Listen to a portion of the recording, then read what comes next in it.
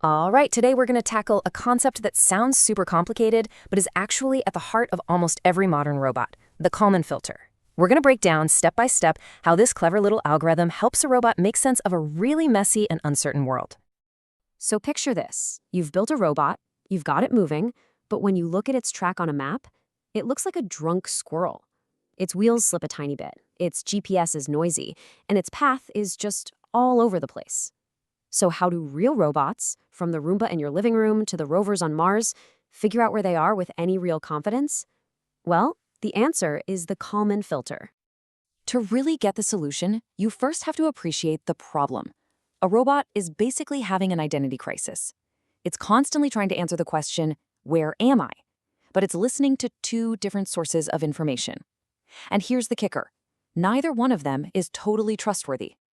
And here is that core conflict. On one hand, you've got the robot's internal sense of motion. We call it odometry. It's just based on how much its wheels have turned. This gives you a nice, smooth path, but every little wheel slip adds a tiny error, and those errors add up, causing the robot's estimate to just drift farther and farther away from reality. On the other hand, you've got sensors like GPS. They're grounded in the real world, which is great, but the readings are noisy and they jump around. So if you only trust your motion, you drift away. If you only trust your sensors, you're bouncing all over the map. The poor robot is caught between two unreliable witnesses. So how does the filter possibly solve this puzzle? It starts by thinking about the world in two very specific ways. These are its foundational tools for finding the truth between those two unreliable witnesses. They are its state and its uncertainty. First up is the state. Now, don't let the technical name fool you. This is just all the hidden stuff we actually care about. For a robot rolling around on the floor, the most basic state is just its position, its X and Y coordinates, and its heading, which is just the direction it's pointing. The filter's entire job is to get the best possible guess of this state. But here's the part that is just pure genius. The filter doesn't just make a guess about its state, it also keeps track of its own uncertainty, basically how confident it is in its own guess. You can picture it like a bubble of uncertainty around the robot.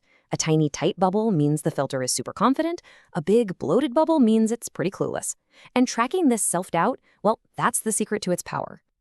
So with these two tools in its kit, the state and the uncertainty, the Kalman filter runs a simple, continuous two-step loop. This loop is the absolute core of its logic. It's how the filter is constantly updating its beliefs about the world moment by moment. First comes the predict step. The robot uses its wheel movements to say, okay, based on where I was a second ago and how I just moved, I think I should be right about here. Now, because this is just a guess based on that drifty motion data, its uncertainty grows. That bubble gets bigger.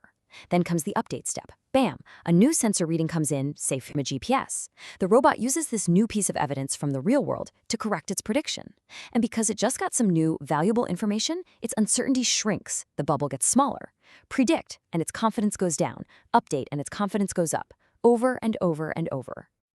But wait a second. How does it decide how much to correct itself? I mean, it can't just blindly believe every sensor reading, right? This is where it uses something called the Kalman gain, and you can just think of it as a dynamic, super intelligent trust slider.